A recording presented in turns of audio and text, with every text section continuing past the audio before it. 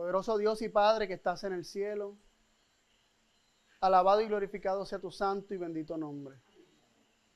Recuerdo unas palabras que una vez escuché al pastor Almaguer decir, y hoy me uno a él, diciendo que tú, oh Dios, eres más grande por amor que por poder.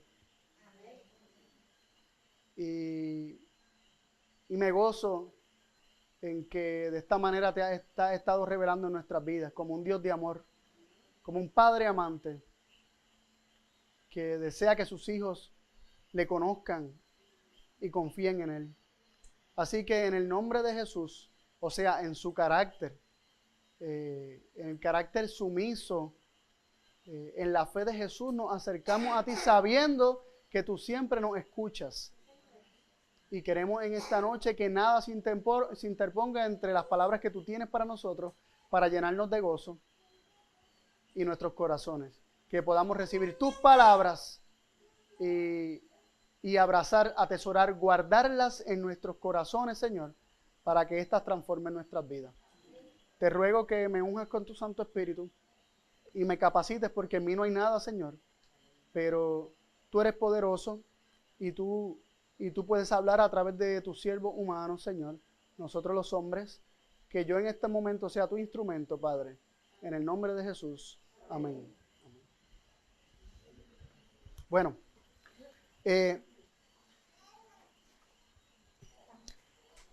para refrescar la memoria, estuvimos tocando la historia de Job el jueves en la noche, estuvimos tocando la historia del diluvio el viernes en la noche, estuvimos tocando la historia de Sodoma y Gomorra el sábado en la mañana, por la tarde tuvimos otro estudio sobre el diluvio desde un enfoque distinto.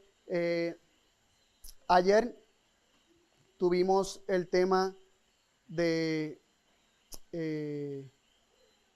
la Pascua y la muerte de los primogénitos. ¿Quién es el destructor y quién es el restaurador? Y en esta noche tenemos la bendición de tocar una historia que todos hemos escuchado de muy pequeños, los que hayamos crecido en el Evangelio, y es la historia de Elías. Una historia muy complicada, les admito que es muy retante, aún para los que llevamos más tiempo estudiando este tema. Sin el espejo, que todavía no lo hemos presentado claramente, lo vamos a presentar el miércoles. Vamos a presentar el tema del espejo. Y luego vamos a presentar el tema del vino nuevo del reino de los cielos el miércoles en la tarde. Pero, como mencionaba, el tema de Elías es un tema que requiere unir muchas piezas del rompecabezas y ver el macro y filtrar, lo más importante, filtrar la historia a través de la revelación de Jesucristo. Ningún episodio, ninguna historia, ningún momento, ¿verdad? Ningún relato que hayamos escuchado del Antiguo Testamento, la revelación del carácter de Dios en esa historia no puede ser contraria a la revelación del carácter que Cristo reveló acerca de Dios. Así que cuando nos topamos con aparentes contradicciones, tenemos que resolverlas. No podemos simplemente ignorar una para abrazar otra o viceversa, ¿verdad? Tenemos que ser responsables y traer todas las piezas y armonizarlas. Esas son las reglas de interpretación bíblica que la misma Biblia sugiere y que le fueron mostradas a William Miller, y bien la hermana White endosó diciendo que fueron reveladas del cielo, trayendo todas las piezas y establecer una teoría en la que todas estas piezas armonicen. Así que para no dar, ¿verdad?, más larga al asunto, vamos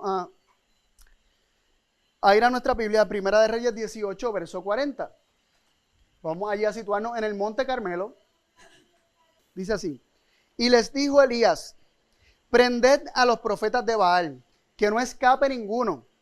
Y ellos los prendieron, y los llevó Elías al arroyo de Cisón, y allí los degolló.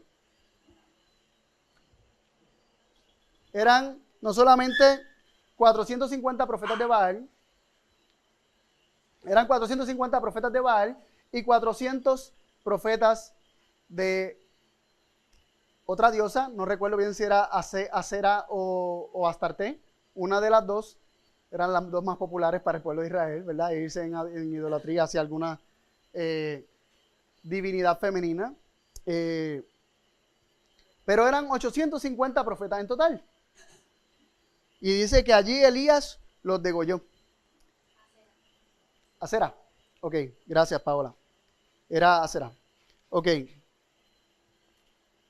Entonces leemos esto y decimos, ok, eso es lo que hizo el profeta, pero hay algo que nos permite identificar si de alguna manera esto estaba aparentemente endosado por Dios, este tipo de acción.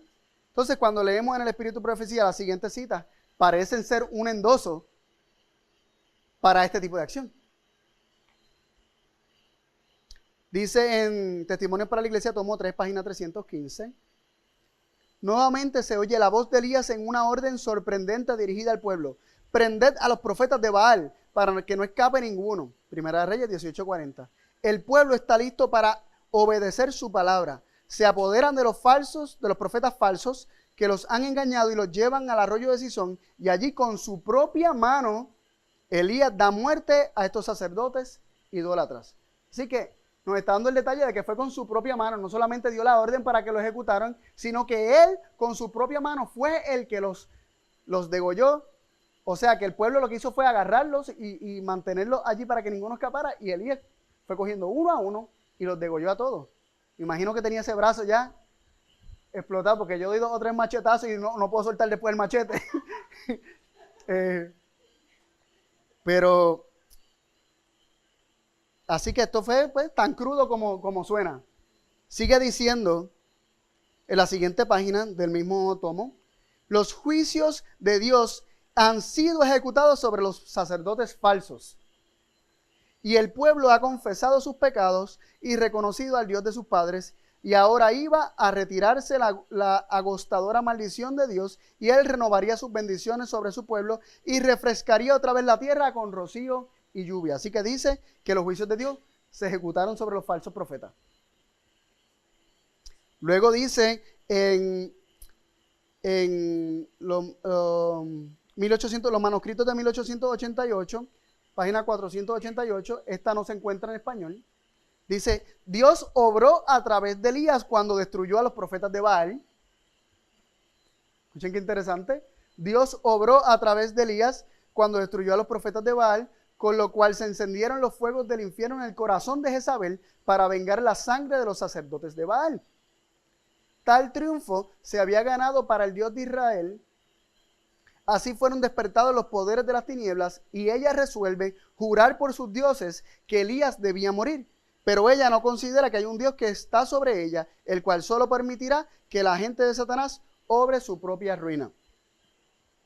Y en Patriarcas y Profetas se nos dice algo más específico todavía. Nos dice,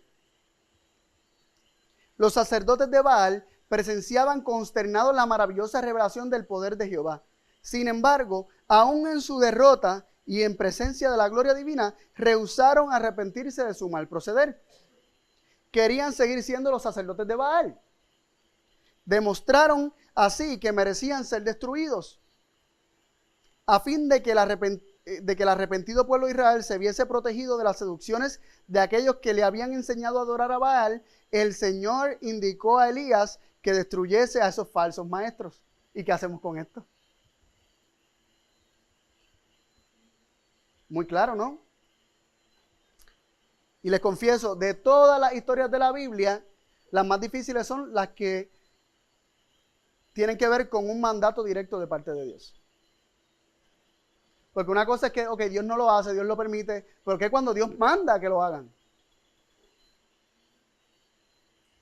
Y les confieso que va a ser un poco retante esta noche si no tenemos el conocimiento y la comprensión de lo que es el espejo. Dios proyectándole al ser humano a través de mandatos lo que hay en el corazón del ser humano. Lo que hay en el corazón del ser humano hacer. El miércoles vamos a tener la oportunidad de estudiar el espejo. Pero entiendo que la Biblia y el Espíritu de Profecía tienen suficiente evidencia para que podamos armar esta historia para entender un poquito más qué espíritu era el que guiaba a Elías dentro de toda este tipo de ocasiones, ¿verdad? Específicamente este degollamiento de los sacerdotes de Baal, y más adelante en otra ocasión que mismo vamos a discutir. Entonces tenemos a Elías recibiendo un mandato de Dios, ejecutándolo, matando a 850 profetas de Baal y de Aserán. Y por otro lado, tenemos el ejemplo y las palabras de Jesús, que distan bastante del ejemplo y las palabras de Elías. Vamos a Mateo 26:51. Mateo 26:51.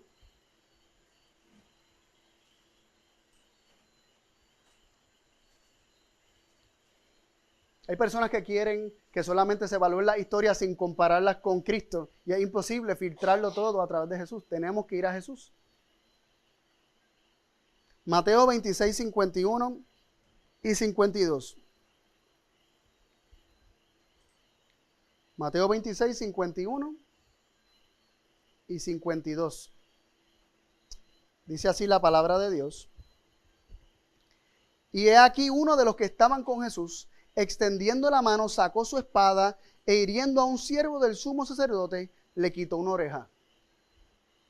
Entonces Jesús le dice: vuelve tu espada a su lugar, porque todos, no algunos, porque todos los que tomaren espada, a espada perecerán.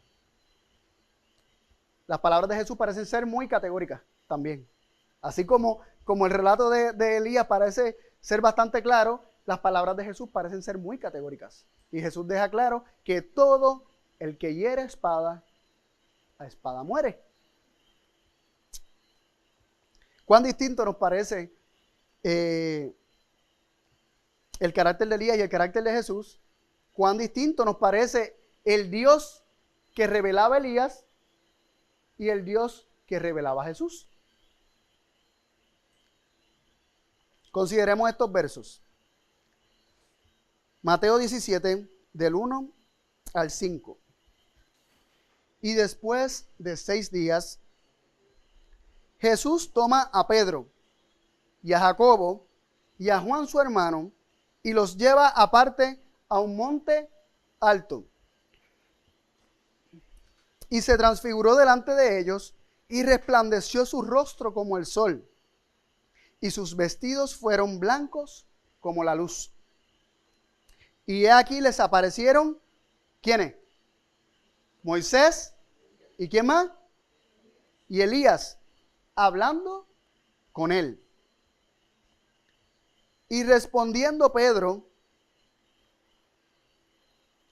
dijo a Jesús: Señor, bien es que nos quedemos aquí. Si quieres, hagamos aquí 3 tabernáculos. Para ti uno, para Moisés otro y para el otro para Elías. Se estaba acercando la fiesta de los tabernáculos. Ya estaban por comenzar la fiesta de los tabernáculos. Y Pedro le sugiere a Jesús: esto está tremendo, esto está de show. Aquí está Moisés, de quien hemos escuchado historias toda nuestra vida. El que escribió la misma ley está aquí. Aquí está el superhéroe de todos los profetas, que ascendió al cielo sin ver la muerte en un carro de fuego. Los dos están aquí presentes. Mira, vamos a celebrar la fiesta de los tabernáculos aquí. Vamos a hacer una enramada o un tabernáculo que se hacía con las ramas de los árboles. Y vamos a quedarnos aquí. Esto está hermoso. Así que ante la admiración de Pedro, no solamente de Jesús, sino de los dos personajes que están allí con Jesús, él sugiere lo que leímos. Y luego nos dice, el versículo 5, y estando aún él hablando, él estaba todavía diciendo estas cosas y diciendo a Jesús para hacer todo esto. Y aquí una nube de luz que los cubrió. Y una voz de la nube que dijo: este es mi Hijo amado, en el cual tomo contentamiento. A él oíd. ¿Cuál fue el propósito de Dios decir a él oíd? Ahí está Elías, ahí está Moisés, ahí está Jesús. Dios no dijo, miren a Elías, escúchenlo a él. Dios no dijo, miren a Moisés, con todo y lo santo y manso que fue. No dice, miren a Moisés, ni escúchenlo a él. Sino que él está allí ante la representación de la ley y los profetas y dice, oigan a mi hijo. Quiere decir que para poder entender a Moisés y para poder entender la historia de Elías, tenemos que escuchar lo que dice Jesús. Tenemos que filtrar las historias y los sucesos a través de lo que reveló Jesús aquí en la tierra, lo que enseñó con su boca y lo que también enseñó con sus acciones. A él oíd. Si tú escuchas a cualquier otro hombre, te vas a extraviar. Si tú escuchas a cualquier otro hombre, te vas a perder. Allí tienes a Moisés y a Elías, a la ley y los profetas, que eran los términos que se utilizaban para definir el Antiguo Testamento en tiempos de Cristo, la ley y los profetas. Y Dios dice, escúchenlo a él. Él le ha de enseñar a ustedes cómo entender toda esa historia, cómo entender todos esos sucesos.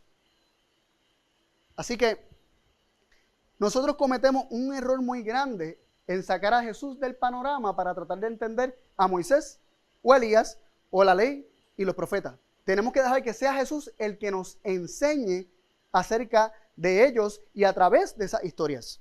Porque de verdad tiene mucha enseñanza para nosotros.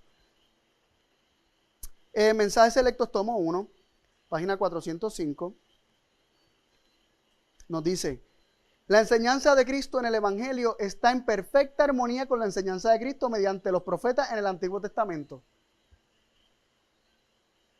Los profetas hablaron mediante los mensajeros de Cristo en el Antiguo Testamento, tanto como los apóstoles pregonaron los mensajes de Cristo en el Nuevo Testamento. Y no hay contradicción en sus enseñanzas. Sin embargo, Satanás ha trabajado siempre y todavía trabaja con todo engaño de iniquidad para anular la palabra de Dios. Procura hacer misterioso lo que es sencillo y claro. Ha tenido larga experiencia en esta obra. Conoce el carácter de Dios y mediante su astucia ha cautivado al mundo. Así que nos está diciendo que hay armonía entre lo que Cristo reveló a los profetas antes de él y lo que luego él reveló cuando vino a esta tierra. Y lo que enseñaron sus discípulos acerca de eso. Es interesante que Jesús no escribió nada. Y el profeta que lo precedió, Juan el Bautista, tampoco escribió nada. Y es interesante que Juan el Bautista, ¿en qué espíritu vino Juan el Bautista? ¿En el espíritu de quién? De Elías. ¿Y Elías escribió algo?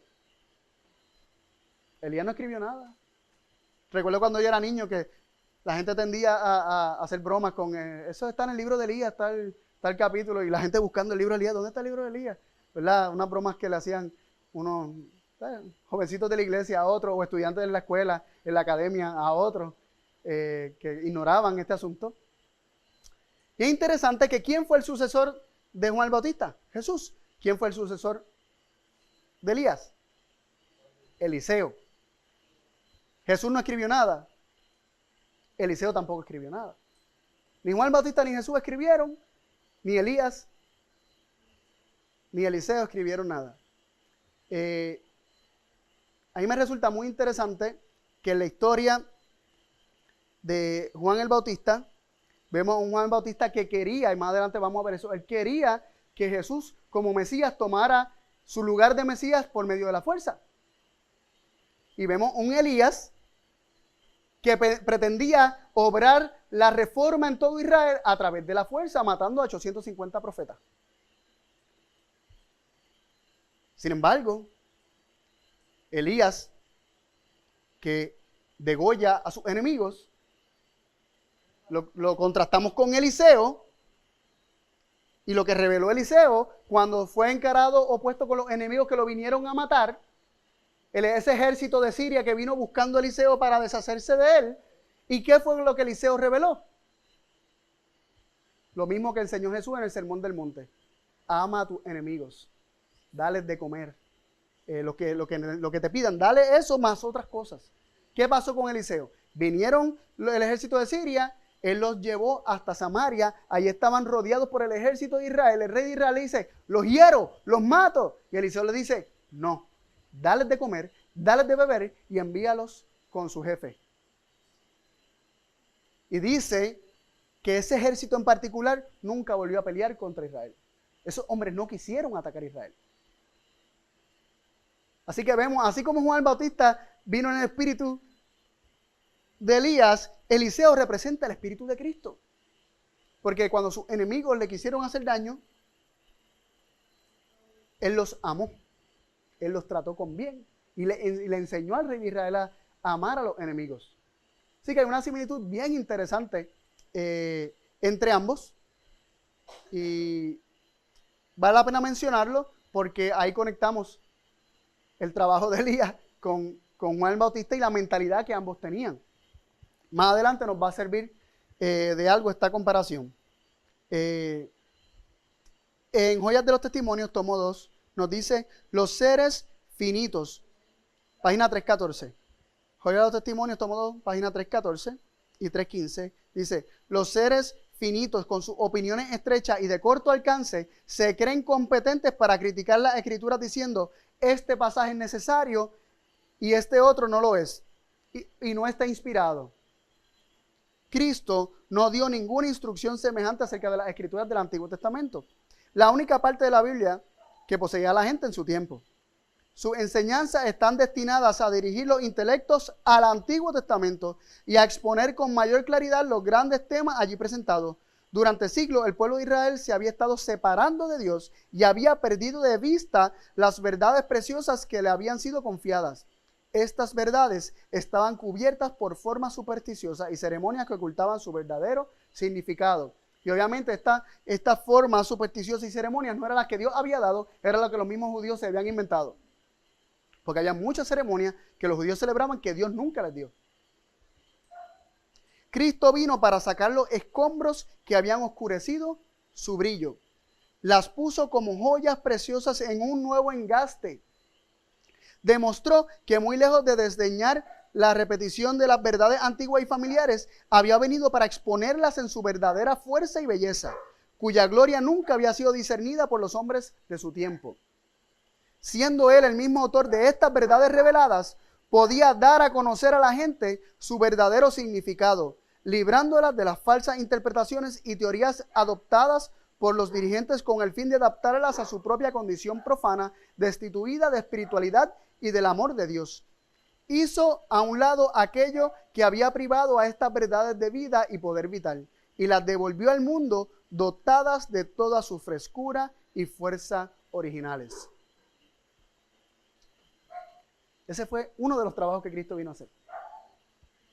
Abrir el entendimiento del ser humano ante las escrituras que ellos tenían, pero no las entendían. De hecho, un ejemplo vivo de esto fue cuando Jesús caminó con los 2 discípulos de camino a Emaús, el domingo de la resurrección en la noche. Jesús caminó con ellos y dice la Biblia que Jesús le abría el entendimiento para que entendieran las escrituras que siempre habían tenido, pero no habían comprendido. Específicamente todo lo concerniente al Mesías. Así que Jesús verdaderamente tenemos que dejar que Él sea el que nos abra el entendimiento para poder comprender lo que nos dice la Escritura, aún estos pasajes muy difíciles de comprender. Ahora yo hago la pregunta, ¿acaso Jesús alguna vez hirió a alguien?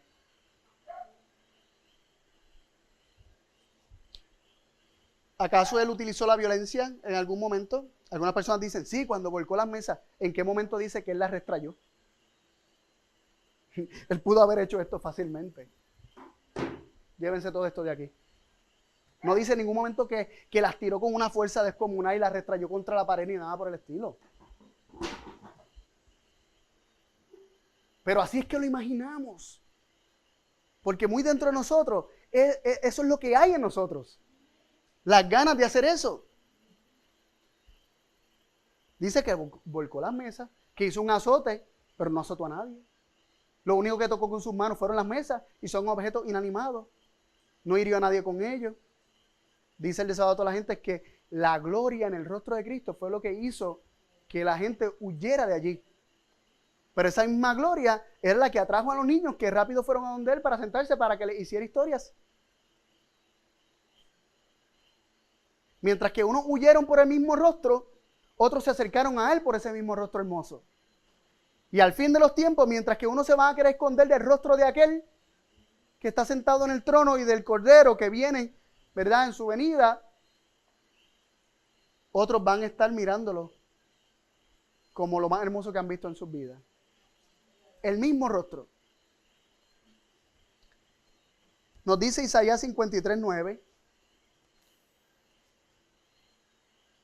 Se dispuso con los impíos su sepultura, y con los ricos estuvo en su muerte.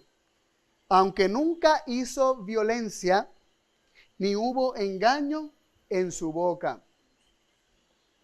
¿Jesús alguna vez hizo violencia? No. De hecho, esto está escrito 700 años antes de Cristo, está en tiempo pasado. El profeta está diciendo que ya en sus tiempos Cristo no hacía violencia. Y esto lo confirma Hebreos cuando dice que Jesucristo es el mismo ayer, hoy y por los siglos. Lo que era desde el principio, eso fue lo que Cristo vino a revelar.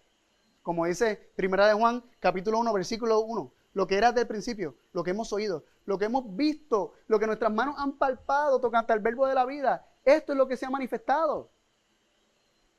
Es lo mismo que era desde el principio. Y que Jesucristo, que es el mismo ayer, hoy y por los siglos, simplemente reveló lo que siempre había sido y lo que siempre sería. En él no hay violencia.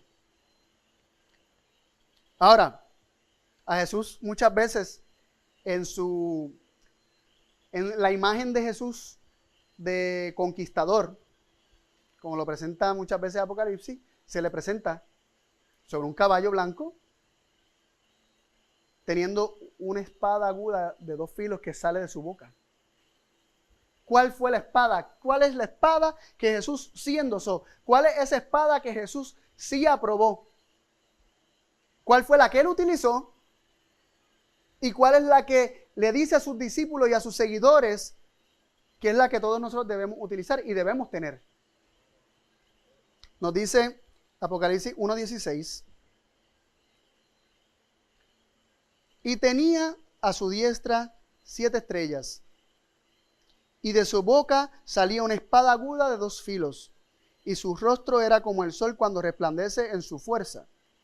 Luego, el capítulo 2 de Apocalipsis, versículo 12, nos dice: y escribe al ángel de la iglesia que está en Pérgamo, el que tiene la espada aguda de 2 filos dice estas cosas. Qué interesante. El que tiene la espada aguda de 2 filos dice estas cosas, habla estas cosas. Luego, Apocalipsis 19:15 nos dice lo siguiente: y de su boca sale una espada aguda para herir con ella a los gentiles, y él los regirá con vara de hierro, y él pisa el lagar del vino del furor y de la ira del Dios Todopoderoso. Qué interesante que la espada con la que él hiere a los gentiles sale de su boca. No es una espada que sale de la vaina, ¿verdad? Es una espada que sale de su boca. Y Apocalipsis es rico en símbolos. Y la misma Biblia nos dice qué significa esta espada.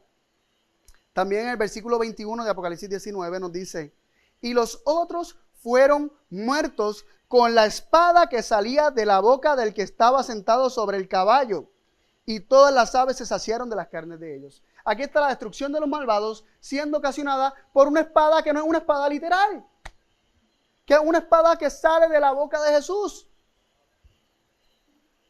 Así que no podemos imaginarnos a un Jesús que saca una espada y va en su caballo blanco tumbando cabezas por ahí, degollando al estilo Elías. Jesús desde el principio hasta el fin utiliza ¿cuál espada? La de la palabra. Nos dice Hebreos 4:12, porque la palabra de Dios es viva y eficaz, y más penetrante que toda espada de 2 filos, y que alcanza hasta partir el alma y el espíritu, y las coyunturas y los tuétanos, y que discierne los pensamientos y las intenciones del corazón. Esa es la palabra de Dios, y Efesios 6:17 lo confirma. Y tomad el yelmo de la salvación y la espada del Espíritu, que es la palabra de Dios. La única espada que Jesús utiliza es es la espada de la palabra de Dios. Esta espada es la que mata a los malvados, como la palabra de Cristo mata a los malvados. ¿Cómo es que esto ocurre? Cuando Adrián estuvo aquí compartiendo con nosotros, él llegó a mencionar acerca del juicio. ¿Cómo es que ocurre el juicio? Bueno, utilizando algunos de esos versos, pero aplicados a las palabras a la espada como palabra de Dios, y el medio por el cual se juzga, y también el medio por el cual podríamos decir se destruye a los malvados. Juan 12, versos 47 y 48, dice de la siguiente forma: y el que oyere mis palabras y no creyere, yo no le juzgo, porque no he venido a juzgar al mundo, sino a salvar al mundo. Y luego nos dice en el próximo versículo: el que me desecha y no recibe mis palabras, tiene quien le juzgue. La palabra que yo he hablado, la espada, ella le juzgará en el día postrero. Significa que mientras estos malvados escuchan, recuerdan en sus mentes las palabras de Cristo que ellos rechazaron, es esta palabra de Cristo que ellos rechazaron como una espada que está acusando su conciencia. De la misma manera, cuando Jesús escribió en el piso del templo, allí teniendo la escena de la mujer sorprendida en adulterio, tirada a sus pies, hombres acusándola, y Jesús comienza a escribir en el suelo del templo, ese suelo de mármol. Mientras escribía y sacaba el polvo y formaba palabras que hacían relucir el blanco mármol del templo, mientras él escribía la ley, porque él no acusa ni juzga a nadie, él simplemente escribe su palabra, y su palabra es la que acusa. Dice que allí aquellos hombres salieron uno a uno con la conciencia como condenada, redarguidos por su propia conciencia. Eso es un modelo o un tipo o una enseñanza visible para que entendamos cómo los juicios de Cristo operan y cómo es que los malvados son destruidos. La palabra que Cristo habló, su espada, comienza a penetrar y a cortar esas conciencias culpables, y ellos mismos comienzan a sentir por primera vez el peso de la culpa que ellos por tantos años rechazaron sentir para no arrepentirse y no admitir que estaban andando en caminos autodestructivos. Así que la espada que Jesús utiliza, la que siempre ha utilizado, la que utilizará al final, es la espada de la palabra. Él no tiene que hacer nada, él simplemente hizo una revelación, él habló, él reveló quién es él reveló quién es Dios, él reveló los principios de su reino, y estos principios, todas estas palabras que él presentó, han de ser esa espada que ataque y hasta destruya a los malvados al fin del tiempo. Y es importante que entendamos que la espada del reino de Cristo no es una espada literal. Cuando Jesús le dijo, el que tiene 2 túnicas o alforjas, venda esas cosas y compren espada. Y los discípulos le dijeron, aquí tenemos 2. Jesús dijo, basta. Basta. Y algunos dicen, Jesús está diciendo que con eso basta, que con 2 espadas es suficiente para tomar el reino. Jesús está diciendo, basta, ya, como diría en el americano, stop it. Como que, párale ahí. No, esta conversación no va a tener ningún fruto. Estamos en 2 mentes totalmente distintas. Basta, por ahora basta. No vamos a seguir hablando de este asunto porque no están entendiendo lo que les estoy planteando. Lo que Jesús quería que ellos obtuvieran era la palabra de Dios, la espada de la palabra de Dios, que nada era tan importante como atesorar y guardar esa palabra que Cristo vino a darles.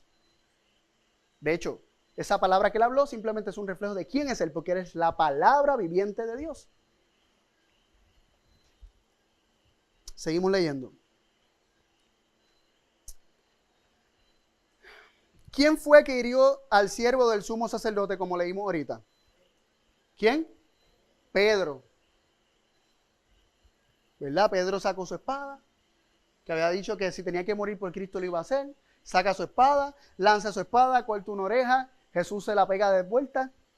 Se la dejó nuevecita, la mujer más bonita que originalmente. Y luego nos dice, ¿verdad? Más adelante en la historia, cómo actuó Pedro después de que él sacó muy bravuconamente la espada e hirió al siervo del sumo sacerdote. ¿Cómo actuó Pedro cuando estuvo en el patio de la casa del sumo sacerdote, calentándose allí en la fogata? ¿Cómo actuó él? ¿Con sinceridad, con transparencia? ¿Cómo actuó él? Con disimulo, mintiendo acerca de su identidad, negando que lo conociera hasta con maldiciones. ¿Por qué? ¿Por qué Pedro mintió? ¿Por qué Pedro no fue transparente? Porque tenía miedo. Porque tenía miedo. De hecho, está allí en la casa del sumo sacerdote y él hace unas horas atrás le había tratado de tumbar la cabeza al siervo del sumo sacerdote y fácilmente lo podían identificar y estaba tratando de que no lo identificaran. Tenían miedo que lo condenaran por lo que él había intentado hacer y que lo asociaran con Jesús y que él sufriera la misma suerte de su maestro. Cuando unas horas atrás o algunos días atrás había dicho que aunque fuera, sí, unas horas atrás, que aunque fuera necesario, él iría tras Cristo hasta la muerte. Increíble. ¿Cómo actuó Elías luego de degollar a los profetas de Baal? ¿Cómo actuó? Con miedo.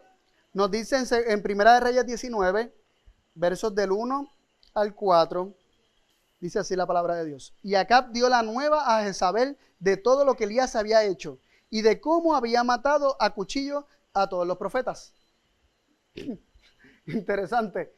A mí me llama la atención la actitud de Acab. Él estaba muy sumiso, muy sometido a su esposa Jezabel. Había habido una victoria en el Carmelo para Dios, porque Dios demostró que Él era el único Dios verdadero. Elías tomó la espada. Él pretendía, Elías pensaba que ahora es que desde arriba hasta abajo va a haber una reforma. El rey vio todo esto. Y va a haber una reforma. El rey sabe cuál es el Dios verdadero. Y yo digo lo siguiente. Lamentablemente hay personas que por más que se les muestre el Dios verdadero, lo van a rechazar. Porque no se ajusta a sus gustos y a sus intereses. Y lo digo con tristeza en el corazón. Así como los profetas de Baal no se arrepintieron y permanecieron aferrados a su adoración a Baal, aún viendo que el único Dios verdadero era el Dios de Elías, Acab el rey ve lo mismo. Elías espera que haya una reforma porque se le probó al cocoroco, como decimos aquí, ¿verdad? Al de arriba, al jefe, a la cabeza de la nación, se le probó quién es el único Dios verdadero. Pero este jefe va donde su jefa. Y lo que le dice es, Elías hizo esto. Mira todo lo que hizo Elías. Él no tomó ninguna postura, él no hizo nada. Simplemente le dice a su mujer, Jezabel, lo que había hecho Elías. Entonces, Jezabel hace un juramento, dice en el versículo 12, entonces envió Jezabel a Elías un mensajero, diciendo, así me hagan los dioses, y así me añadan, si mañana a estas horas yo no haya puesto tu persona como la de uno de ellos.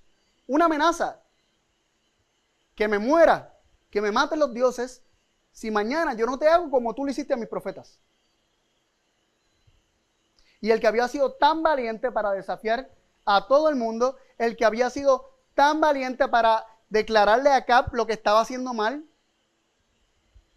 el que había estado 3 años y medio dependiendo y confiando en Dios, siendo sustentado hasta en lugares fuera de su pueblo, de su nación, de su reino, en Sarepta. Aquel que había sido tan valiente en el pasado, de repente nos dice la palabra de Dios, el versículo 3, y él tuvo temor y se levantó y se fue por salvar su vida. Y aquí vamos a ver una contradicción bien grande en la mente de Elías. Nos dice que él tuvo temor, ¿por qué? Por su vida, se quería salvar, tuvo temor, me van a matar. tengo miedo, no quiero que me maten. Y se levantó y se fue por salvar su vida y vino a Berseba, que es en Judá, y dejó allí su criado. Y dice, y él se fue por el desierto un día de camino y vino y se sentó debajo de un enebro y deseando morirse dijo, baste ya, oh Señor, quita mi alma, que no soy yo mejor que mis padres. Está oyendo porque no quiere morirse, no quiere que lo maten, pero le está pidiendo a Dios que lo mate. Su mente no está funcionando correctamente. Su mente no está funcionando correctamente.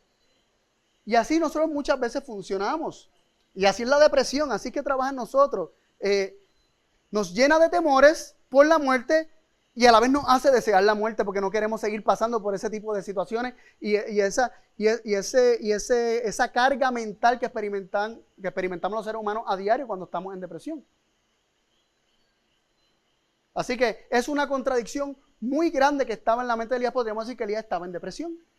Porque estaba decepcionado. Él esperaba unas cosas. Cuando la nación no respondió de la manera que él esperaba, de momento se llena de miedo. Y es como si hubiese escuchado las palabras de Jesús decir, el que espada hiere, espada muere. Y yo diría de esta forma, el que espada hiere vive temiendo morir por la espada. ¿Por qué ustedes piensan que todos esos matones, delincuentes que han cometido homicidios, después de que matan a alguien, siempre van a tener un arma encima? Porque siempre viven con el miedo de que van a volver para matarme. Posiblemente mañana hablemos un poquito de esto, pero a Abraham le pasó. Abraham mató a muchos hombres y dice patriarca y profeta que después no podía dormir esa noche. Y temía, de ahí en adelante temió, y dice que la paz de él fue estorbada por pensamientos de miedo de que van a querer vengar las vidas de los que yo maté. Así que lo mismo le está pasando a Elías. Él mató con la espada y ahora tiene miedo de que se le haga lo mismo a él de vuelta. Esto le crea una presión mental tan grande que quiere morirse. Pero no por las manos de ellos. Mejor que Dios lo ponga a dormir tranquilito, ¿verdad? Otro punto que quiero resaltar de este verso es su problema de autoestima y en qué él estaba basando su valor. Su palabra fue, baste ya, oh Señor, quita mi alma, que no soy yo mejor que mis padres. Él había entendido que él era profeta del Señor. Él había entendido que él tenía un llamado. Él había entendido que sus padres, refiriéndose no solamente a sus padres literales, sino a los padres como sus antepasados, habían sido infieles a Dios. Y él estaba siendo llamado para traer una reforma. Y está diciendo, yo no soy mejor que ellos. Él estaba basando su valor en el desempeño. Él estaba basando su valor en lo que él podía llegar a ser. El éxito lo hubiese trepado por las nubes y el fracaso lo tiró por el piso. Lo tiró por el piso. No tengo la cita aquí, pero en Profetas y Reyes, cuando la hermana White está describiendo, luego de el asesinato de todos estos profetas de Baal, que Elías se fue a orar para que Dios hiciera que lloviera, él se arrodilló una vez, 2 veces, mandaba a su siervo 7 veces en total. En la séptima fue que le vienen a decir, por ahí ve una nube y ya lo recibe como señal. Pero dice la sierva del Señor que él necesitaba humillarse. ¿Por qué tanto él tenía que confesar? ¿Qué tanto él tenía que humillarse delante del Señor? Si en todo aspecto él había ejecutado estrictamente la palabra de Dios y las órdenes de Dios. Dice la sierva del Señor que él estaba tentado a pensar que él era un profeta superhéroe. Que todo lo que él decía Dios lo iba a hacer porque él era el profeta de Dios y punto. Y Dios tenía que honrar sus palabras. No, él tuvo que insistir y entonces humillar su corazón y con espíritu humilde pedir la lluvia. Y Dios envió la lluvia. Nos sigue diciendo que, bueno, antes de leer los próximos versos, quería decirles que lo que él experimentó fue causa y efecto. Jesús dice, el que espada hiere, a espada muere, y él hirió a espada y luego tenía miedo de morir a espada. Y aquí tengo que hacer un alto antes de proseguir y explicar el triple propósito de anexar un castigo a la violación de la ley.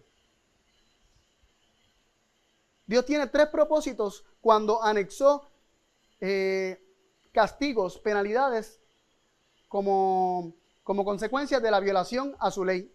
Número uno, Dios quiere mostrar que tal conducta conduce a la muerte, porque la gente peca y no sabe que ese pecado lo va a conducir a la muerte. Y de alguna manera Dios quiere hacerle ver que ese pecado conlleva muerte. Número dos, el segundo propósito, que la persona recapacite y pida misericordia. Número tres, que se interceda por el culpable. Que hayan personas que intercedan por el culpable, como lo hizo Moisés. Dios decía, apártate, muévete, que yo los voy a destruir. Como prueba, dice la sierva del Señor, que era una prueba, Dios no lo quería, pero está mandando a Moisés a hacer algo, pero realmente es probando el corazón de Moisés. El pueblo estaba en pecado. No tenía quien intercediera por el pueblo, solamente un hombre que pudo haber estado hastiado hasta aquí del pueblo, de todas las cosas que le hacían, de toda la rebeldía. Se le prometió, mira, si lo destruyo, tú vas a ser el de quien voy a sacar un pueblo. Imagínate, en vez del pueblo de Israel va a ser el pueblo de Moisés. Y Moisés le dice que lejos de Dios esté el hacer tal cosa. Y Moisés comienza a interceder y esto agrada a Dios, porque eso es según el corazón de Dios. Así que nunca dejen de interceder por aquellos que ustedes presentan en oración. Nunca dejen de interceder, porque ustedes no saben si sus oraciones son las únicas que mantienen con protección a estas personas. No dejemos de interceder, nunca.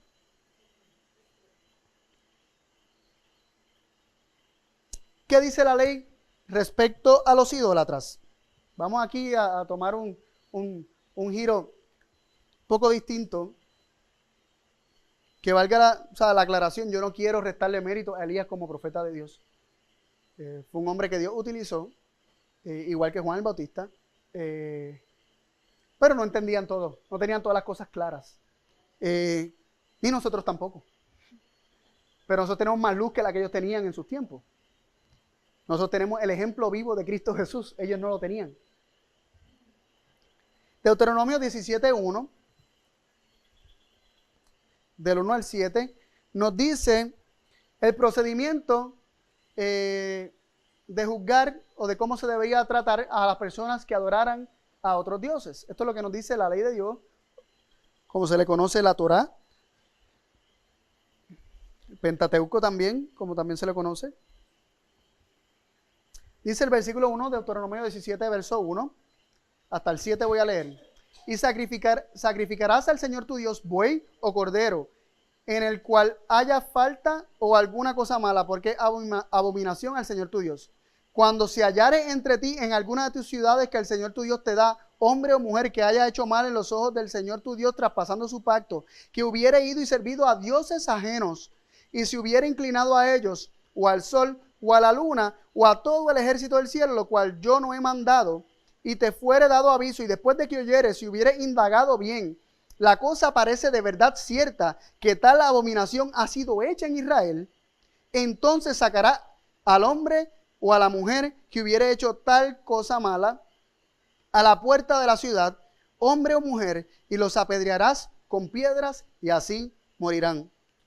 Por dicho de 2 testigos o de 3 testigos morirá el que hubiere de morir. No morirá por el dicho de un solo testigo.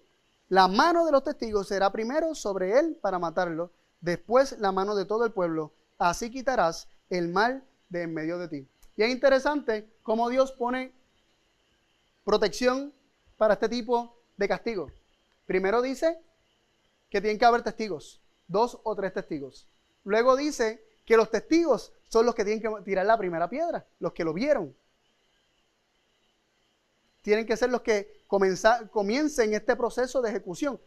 Esto es para evitar que se prestara este asunto de apedreamiento, para ponerse de acuerdo y que otras personas fueran los responsables de matar, y aquel que dijo los 2 o 3 embustes se queda aquí con las manos limpias.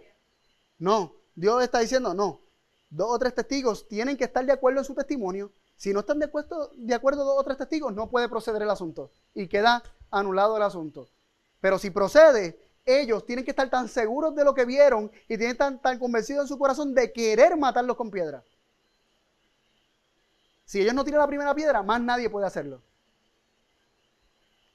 Ahora, en Levítico 24:17, Dios también dice, hablando también en el contexto del apedreamiento, poquito después, Dios dice, asimismo el hombre que hiere de muerte a cualquier persona que sufra la muerte. Un hombre blasfemó el nombre de Dios. Le preguntaron a Dios qué hacemos con él. Dios dijo, pues sáquenlo todo el mundo fuera y sea apedreado. Y lo explica, y cualquiera que blasfemara el nombre de Dios, que sea apedreado también. Y luego el próximo versículo dice, y cualquiera que mate a otra persona, que también muera. Entonces, ¿cómo yo voy a apedrearlo a él? Y esto es muy parecido a las palabras de Jesús, cuando Jesús dijo en Juan 8:7, y como perseverasen preguntando, les enderezó y les dijo, el que de vosotros esté sin pecado, sea el primero en arrojar la piedra contra ella. El dador de la ley está diciendo cómo se debía interpretar este tipo de ley. La persona que lo iba a ejecutar tenía que estar libre de pecado. Por eso es que dice, y si alguien mata a otro hombre, que también muera. Porque la realidad es que ninguno estamos capacitados para convertirnos en jueces de los demás y comenzar a ejecutar juicios contra los demás. No estamos capacitados. Porque yo no estoy libre de pecado. ¿Y que yo hago condenando y juzgando a los demás? Si yo no estoy libre de pecado. Como decía Adrian Evans, que tendemos a ver los pecados de los demás porque ese mismo pecado está en nosotros. Él decía, es como cuando yo me compré un carro nuevo, él dijo una Honda CR-V. Él dice, ese carro, yo no sabía que existía. Yo me lo compré y para mí yo era el único que lo tenía. Una vez lo compré, lo veo en todas partes. Así mismo, cuando el pecado está en mí y como el pecado está en mí, yo soy loco mirando el pecado de todo el mundo alrededor mío. Qué problema, la condición pecaminosa del ser humano. Por eso ninguno estamos capacitados para juzgar y para condenar. Ahora, el punto que quiero traer aquí es el hecho de que Elías, ni siquiera comprendiendo literalmente como que debía ejecutar esta sentencia, la ejecutó correctamente, porque la Torá, la ley dice que los idólatras debían morir ¿cómo? Apedreados. Elías los apedreó a los profetas de Baal. ¿Quién le hizo? Los degolló. No hay ningún mandato en la Biblia para que la idolatría se penalice con degollamiento. La Biblia dice que era por apedreamiento. Así que él está violando la ley de la misma manera que aquellos que trajeron a la mujer sorprendida de adulterio habían brincado la ley y no trajeron al esposo. No trajeron al amante. El esposo no fue el que los trajo como se supone que sea, que se supone que el esposo fuera el que los trajera. 2 violaciones ahí. Y se supone que los testigos fueran aquellos que tiraran la primera piedra. Y es interesante que esas palabras de Jesús, que esté libre de pecado, que lance la primera piedra, son un mandato. De hecho, deseado a todas las gentes, el capítulo que dice entre trampa y peligro, que explica cómo fue una trampa que le quisieron tender a Jesús, explica que las palabras de Jesús, al decir el que esté libre de pecado que lance la primera piedra, sonaron en los oídos de la víctima, que era una pecadora, pero era la víctima de esa situación, sonaron a sus oídos como una condena de muerte, porque era una orden lo que él dijo. Y como estos hombres se cantaban tan limpios de pecado, ella dijo, aquí. Y ella aceptó su condena, ella no se fue gritando, ella aceptó su condena porque aceptó su condición de pecadora. Hizo más que aquellos que lo que hicieron fue irse para que no descubrieran su pecaminosidad. Así que es muy interesante que Elías no siguió el orden establecido por la ley de Dios. Eso es un punto que Qué interesante porque como nos decía la cita, Dios dice, hiérelos. En inglés dice hiérelo. En español pusieron la traducción del Espíritu de Profecía, dice destrúyelo. Pero en inglés dice hiérelos. Strike them or smite them. Pero no dice destroy them or kill them. O sea, no dice ni destrúyelo ni mátalo. Dice hiérelos. Y en la misma Biblia vimos qué tipo de herida es la que el cristiano debe hacer. Y no con intención de herir. Pero la palabra de Dios siempre va a hacer esa función. Él pudo haber hablado palabras de parte de Cristo y eso constituía la espada. Él pudo haber suplicado y pedido a Dios que los perdonara porque él no era mejor que ellos. Después lo está diciendo, yo no soy mejor que mis padres. Pero no. Algo en Elías quería eso. Y Dios le dio una orden que se ajustaba a lo que Elías quería en su corazón, de tal forma que Dios quería mostrarle a Elías los deseos que estaban en su corazón. Tú quieres matarlos porque ellos han matado a los profetas de Dios. Tú quieres hacerle a ellos lo que ellos le hicieron a los profetas de Dios. De hecho, ¿qué fue lo que esos profetas de Baal le habían hecho a los profetas de Dios? Los habían matado a cuchillo. Así que en la mente de Elías, que no recibió una orden directa de Dios diciéndole que los matara con una espada física y los degollara, él demostró que lo que estaba en su corazón era la venganza en contra, exacto, por lo que le habían hecho a sus compañeros profetas de Dios. Y él le hace exactamente lo mismo.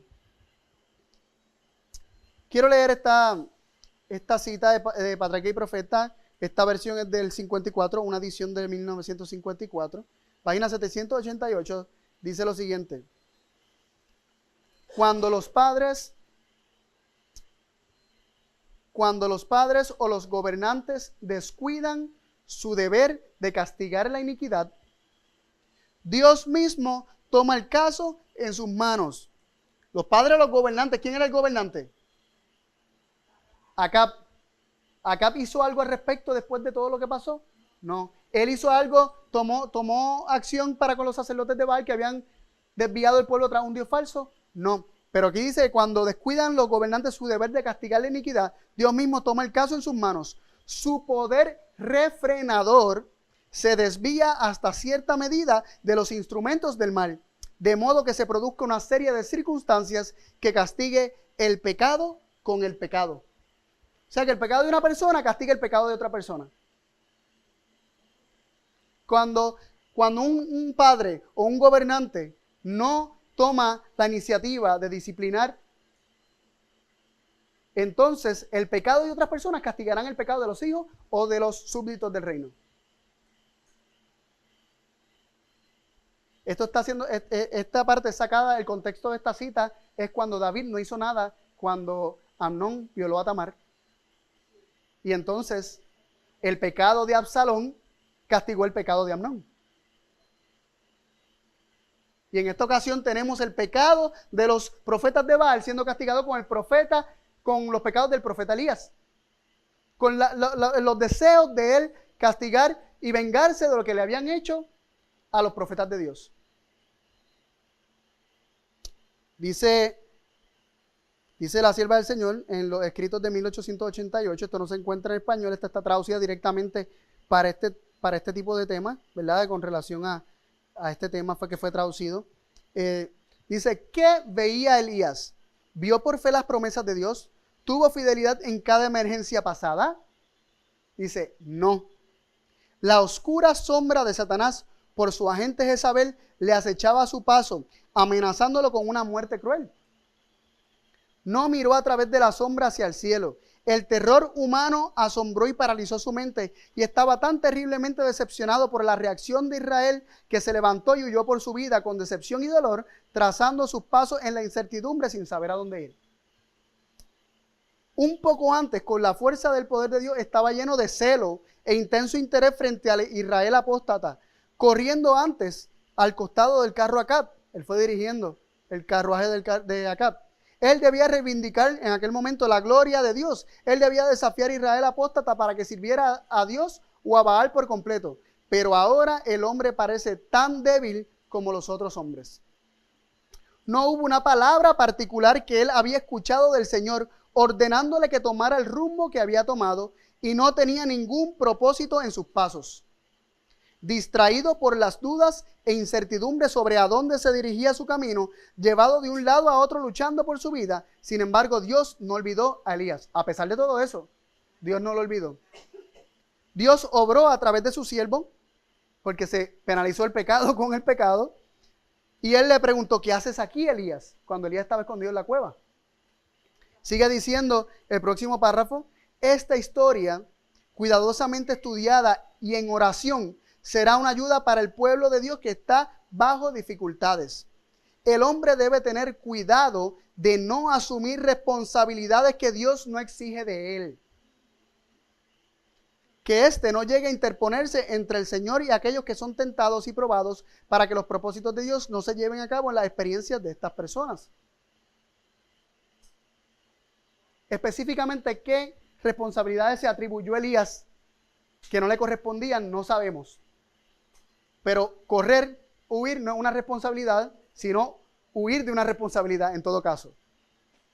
Pero en sus acciones hubo algo que él se atribuyó, responsabilidades que dice aquí la sierva del Señor que no le habían sido dadas por Dios. ¿Acaso yo pregunto, una reforma puede ser operada por la fuerza o llevada a cabo por la fuerza? Nunca una reforma puede ser llevada a cabo por la fuerza, porque el único servicio que se obtiene de la fuerza es el miedo, el temor. Si tememos a Dios, jamás le vamos a servir por amor. O sea, no el temor reverente, estoy hablando del temor de miedo. Si tenemos terror o pavor a la persona de Dios, nunca nuestro servicio va a ser uno de amor. Jamás. Y Elías pretendía utilizar la fuerza para ocasionar reformas. ¿Por qué los reyes que hicieron lo bueno ante los ojos de Dios, que nos menciona el libro de los reyes y los libros de las crónicas? ¿Por qué todos aquellos que hicieron lo bueno ante los ojos de Dios, que trataron de hacer reformas, por qué nunca funcionaban? ¿Por qué siempre se volvían de nuevo a los dioses paganos? Porque trataban de hacer las reformas por la fuerza. Porque estaban en mentalidad viejo pacto. Y dentro del viejo pacto, nunca una reforma va a ser permanente. Y hago la pregunta, ¿por qué nos volvemos a nuestros pecados pasados? ¿Por qué seguimos reparando en el mismo lodo? ¿O por qué nos volvemos a nuestro vómito? ¿No será porque todavía tenemos conceptos equivocados acerca de Dios? Todavía no hemos contemplado su amor de tal manera que le sirvamos realmente por amor y no por miedo a las consecuencias de no servirle. Eso está muy dentro de cada uno de nosotros. Primera de Reyes 19, del verso 10 al 14, nos dice lo que sucedió. Y él respondió: he sentido un vivo celo por el Señor Dios de los ejércitos, porque los hijos de Israel han dejado tu alianza, han derribado tus altares y han matado a cuchillo tus profetas, y yo solo he quedado y me buscan para quitarme la vida.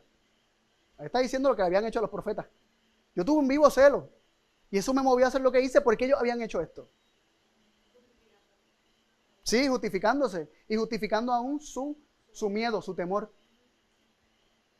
Y Dios le dijo: sal fuera y ponte en el monte delante del Señor. Y aquí el Señor que pasaba, y un gran y poderoso viento que rompía los montes y quebraba las peñas delante del Señor. Un huracán María. Mas el Señor no estaba en el viento. Y tras el viento un terremoto, mas el Señor no estaba en el terremoto. Y tras el terremoto un fuego, mas el Señor no estaba en el fuego. Y tras el fuego una voz apacible y delicada. Y cuando Elías escuchó esta voz apacible y delicada, dice el verso 13, cubrió su rostro con su manto y salió y se puso en pie de la puerta de la cueva. Y aquí que llegó una voz a él diciendo: ¿qué haces aquí, Elías? Nuevamente, 2 veces. ¿Qué haces aquí, Elías? Y Elías da exactamente la misma respuesta. Y él respondió: he sentido un vivo celo por el Señor Dios de los ejércitos, porque los hijos de Israel han dejado tu alianza, han derribado tus altares y han matado a cuchillo tus profetas, y yo solo he quedado y me buscan para quitarme la vida. Parece un copy-paste. Verso 14. ¿Cómo tú dices? Ajá, exactamente. ¿Qué haces aquí?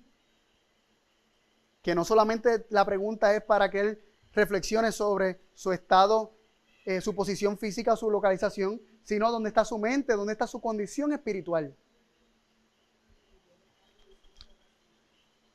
Dios le reveló a Elías que él no estaba en el viento, ni en el terremoto, ni en el fuego. Pero aún así, Elías busca probar su identidad a través del fuego. Porque más adelante pasa lo siguiente. Segunda de Reyes 1:9. Vamos a Segunda de Reyes 1:9.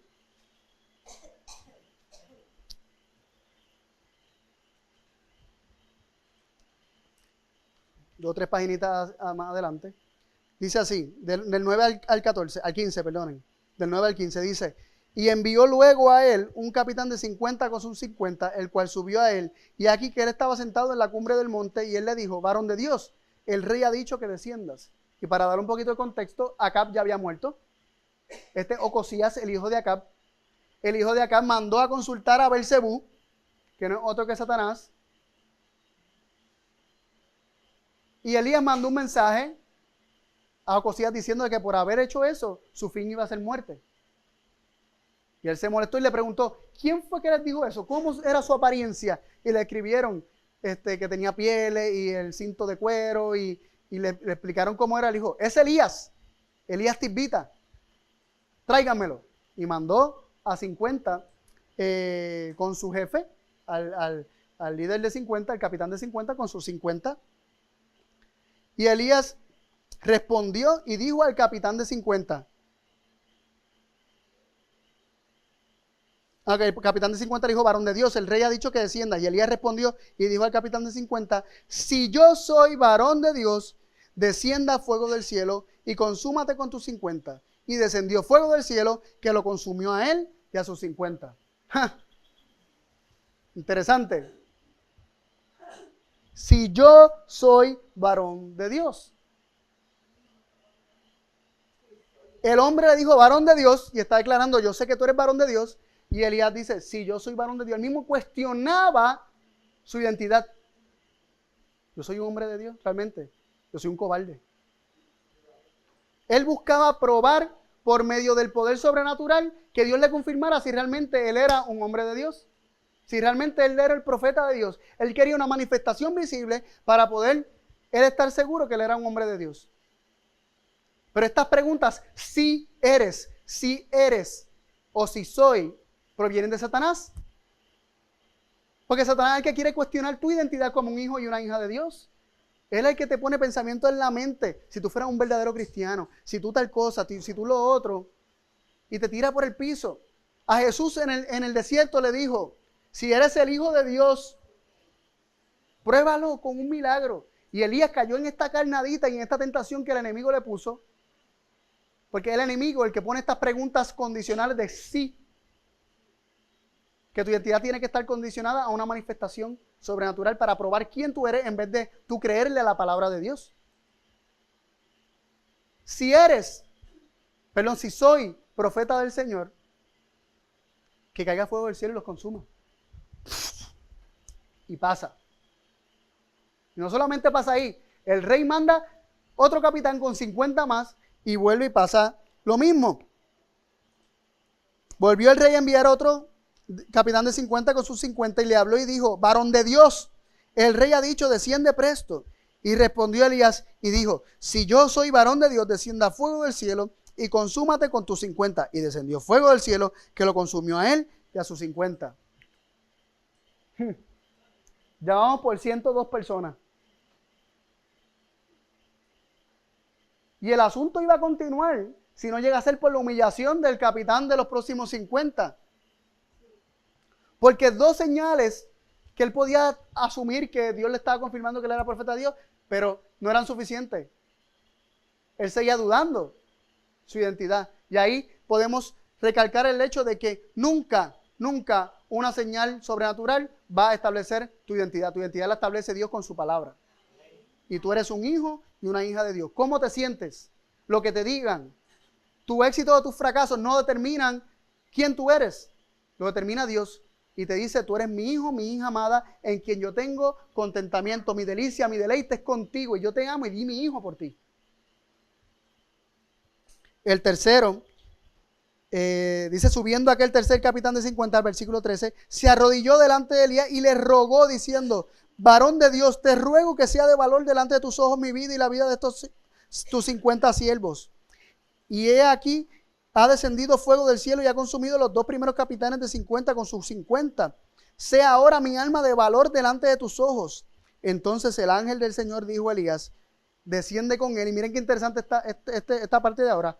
No tengas miedo de él. Y se levantó y descendió con él al rey. Elías estaba dudando de su identidad. Elías tenía miedo. Y bajo el miedo y bajo la duda estaba pidiendo que descendiera fuego del cielo. Pero ¿quién controla a las personas cuando están actuando bajo miedo y bajo duda? No bajo fe y bajo confianza y seguridad. Es el enemigo. De hecho, ¿quién es el que hace descender fuego del cielo? En la historia de Job dice, fuego de Dios descendió del cielo, pero en la historia de Job queda claro que fue Satanás el que hizo descender fuego del cielo, pero todo el mundo se lo atribuye a Dios. Y esta fue la historia perfecta para probar que Dios fue el que los destruyó. Sin embargo, es totalmente contrario a la forma en que Dios opera. Y Satanás, como leímos ahorita en una cita, disfraza su obra para que la gente piense que Dios y le atribuyan sus características y sus cualidades como persona a Dios. Pero entonces, ¿por qué murieron estos 50? Esta gente estaban sirviendo a un rey que estaba bajo el control de Beelzebú. El rey, como gobernante, había abierto una brecha sobre la nación. Estas personas no tenían una protección. Y Satanás sembró la duda. Si realmente tú eres el hijo de Dios, si realmente tú eres el profeta de Dios, varón de Dios, pide esto. Pide esta prueba. Él lo hizo y cayó fuego del cielo. El mismo que hizo descender fuego del cielo y quemó todas las ovejas de Job. El mismo que lo hizo aquí. Y es el mismo que en Apocalipsis.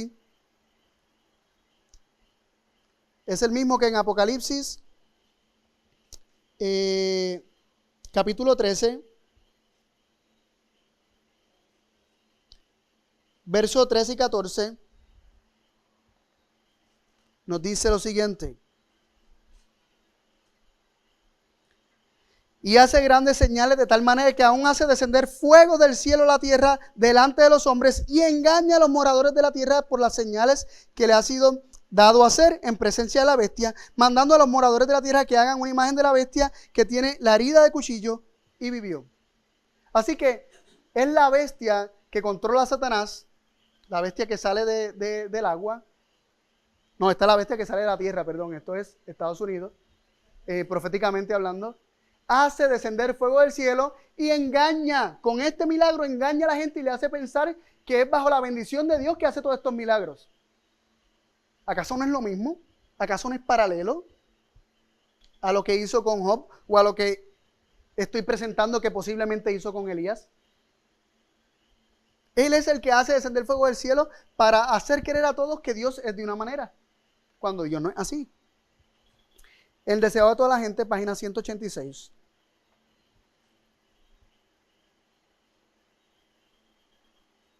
Perdonen, antes de esa,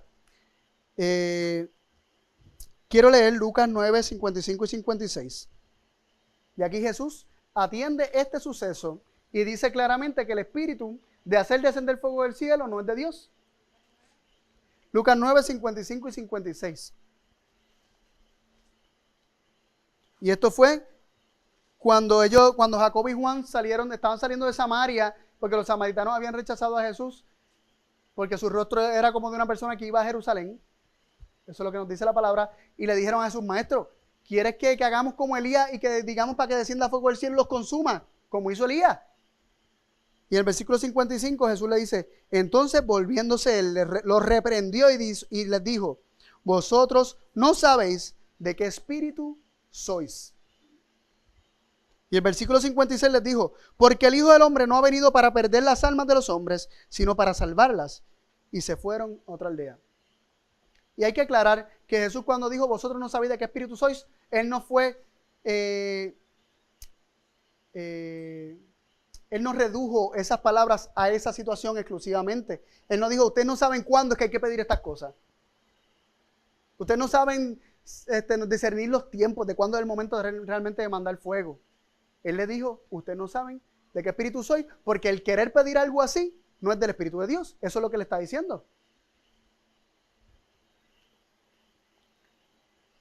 Así que con sus palabras Jesús no solamente reprendió a los discípulos, posiblemente reprendió a Elías también, y posiblemente, y ahora voy a sugerir algo muy interesante, posiblemente reprendió hasta a los ángeles buenos. Miren lo que dice el manuscrito 166 de 1898. Dice: las inteligencias celestiales fueron preparadas para una manifestación temible del poder del Todopoderoso.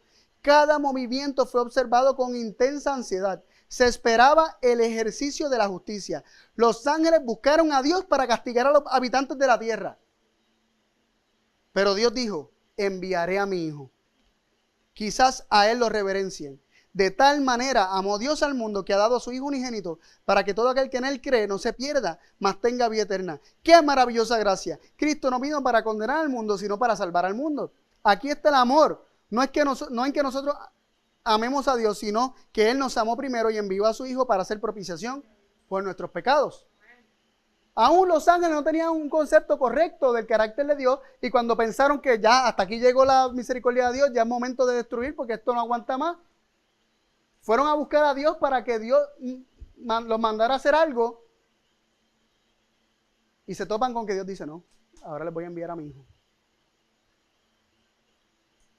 Así que estas palabras de Jesús aún están reprendiendo los falsos conceptos que los ángeles podían tener acerca de la justicia divina. Por eso es que dice la sierva del Señor que no estaba tan claro la revelación del carácter de Dios y el de Satanás en contraste hasta la cruz.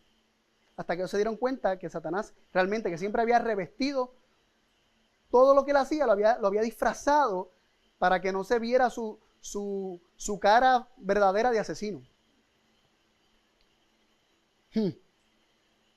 Otro punto muy importante en Mateo 11:2 dice que al oír Juan en la cárcel los hechos de Cristo, le envió 2 de sus discípulos para preguntarle: ¿eres tú aquel que había de venir o esperamos a otro? ¿Por qué Juan, el más grande de los profetas, tuvo una crisis de fe y no sabía si Jesús realmente era o no era, después de que él había escuchado la voz de Dios, él había visto el Espíritu Santo descender sobre Cristo, él mismo lo había declarado como: es aquí el Cordero de Dios que quita el pecado del mundo, pero de repente tiene una crisis de fe y no sabe si Jesús era o no era el Mesías? Dice: deseado a toda la gente, 186, ahora sí esa cita. Como los discípulos del Salvador, Juan el Bautista no comprendía la naturaleza del reino de Cristo. ¿Quién no comprendía la naturaleza del reino de Cristo? Jesús le llamó el mayor de todos los profetas. Y el mayor de todos los profetas no comprendía la naturaleza del reino de Cristo. Esperaba que Jesús ocupase el trono de David. Y como pasaba el tiempo y el Salvador no asumía autoridad real, Juan quedaba perplejo y perturbado.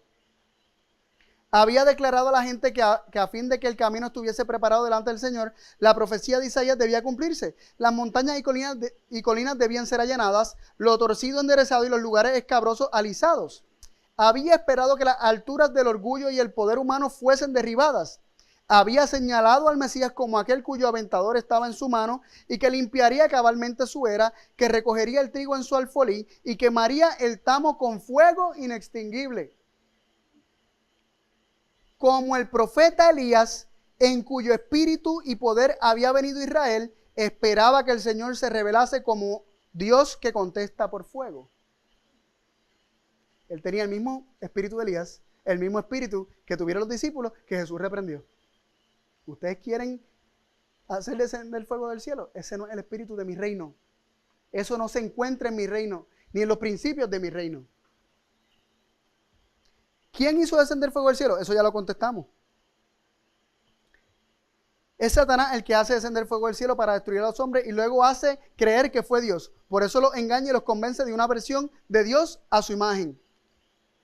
Queda claro que los discípulos, Elías, Juan el Bautista, incluso los ángeles, habían tenido falsos conceptos del carácter de Dios y de la obra del Mesías. De Juan se dice: de cierto os digo que no se levantó entre los que nacen de mujer otro mayor que Juan el Bautista.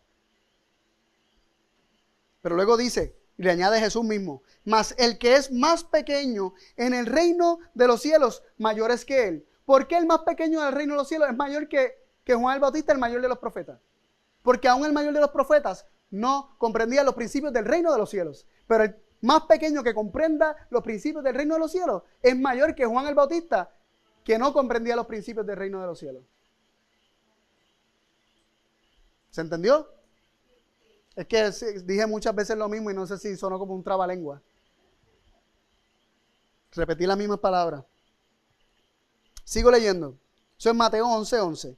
Poco antes de su muerte, Juan llegó a comprender los principios del reino de Cristo cuando aceptó el testimonio de la obra de Jesús. Restaurar, sanar, salvar. Ese fue el testimonio que volvieron los que él había enviado para preguntarle a Jesús si él era el que había de venir o esperaban a otro. Y Jesús le dijo, vayan y díganle que los cojos andan, que los ciegos ven, los atormentados por demonios son liberados. Y todo lo que yo hago, cuéntenle todo lo que yo hago. Y ellos se lo contaron a Juan el Bautista, y Juan el Bautista aceptó ese testimonio como evidencia de que entonces la misión del Mesías era distinta y que él había estado equivocado. Sigo leyendo. Él entendió, Juan el Bautista, que el reino de Cristo no era uno de espada o fuego, sino uno de paz. De hecho, el tipo de Cristo del Antiguo Testamento es Melquisedec, que es rey, ¿verdad? Melquisedec es rey y sacerdote de Salem, dice la Biblia, y Salem es paz, de ahí que viene la misma raíz de Shalom, paz.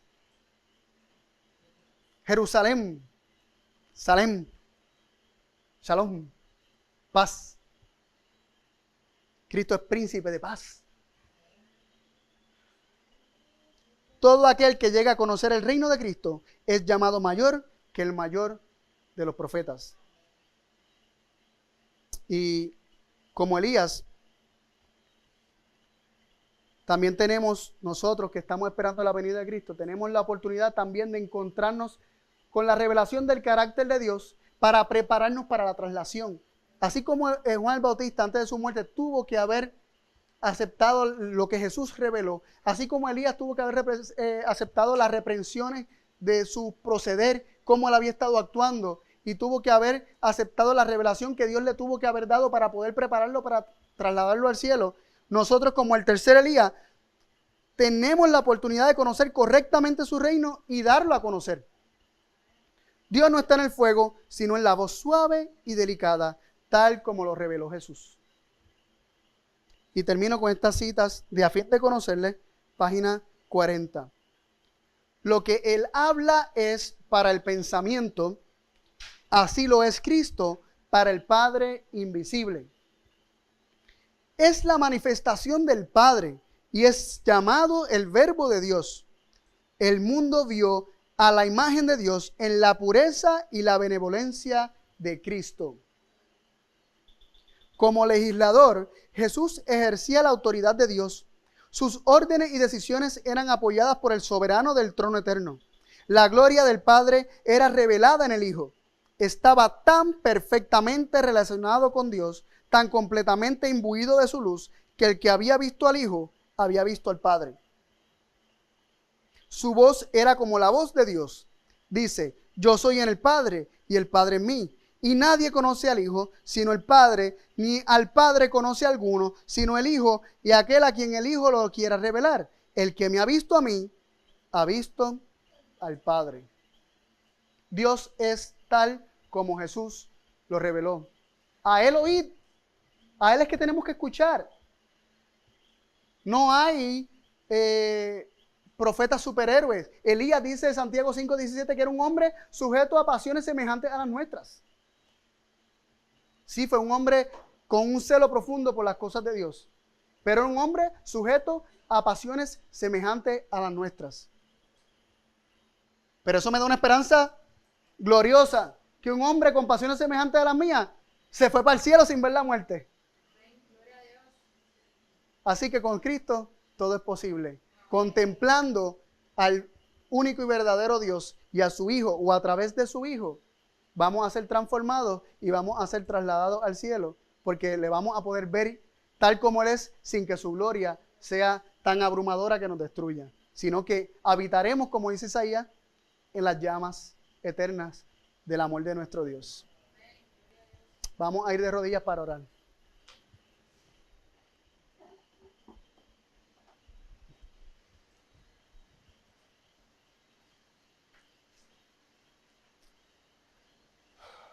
nuestro Dios de amor, alabamos tu nombre por tu palabra, por la bendición de tener también los escritos del Espíritu de Profecía. Y te damos las gracias, Señor, porque una y otra vez nos apunta a tu Hijo, que miremos a tu Hijo, que escuchemos a tu Hijo. Él nos ha de revelar quién realmente tú eres. El enemigo ha buscado la manera de que nosotros pensemos que tú eres de manera distinta, que tú eres como Él realmente es. Pero sabemos que no es así, porque Cristo te reveló como un Dios distinto, un Dios que no se goza ni se place en la destrucción de nadie, sino que quiere que todos procedan al arrepentimiento. Y Padre, venimos delante de ti, arrepentidos por tener falsos conceptos acerca de ti.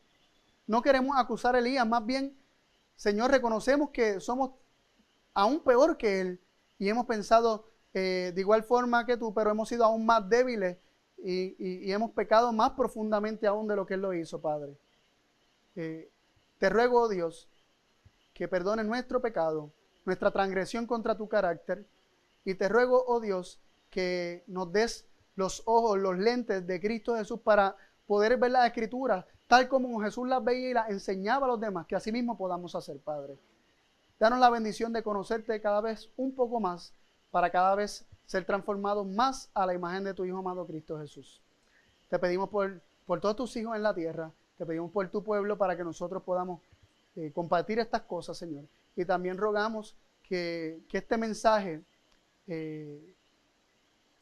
reciba el poder del cuarto ángel que menciona Apocalipsis 18 y que este mensaje ilumine la tierra con la gloria de tu carácter, Padre, y prepare a muchos hijos para el encuentro con Cristo Jesús. Lo pedimos, Padre, en el nombre de tu Hijo amado Jesús. Amén.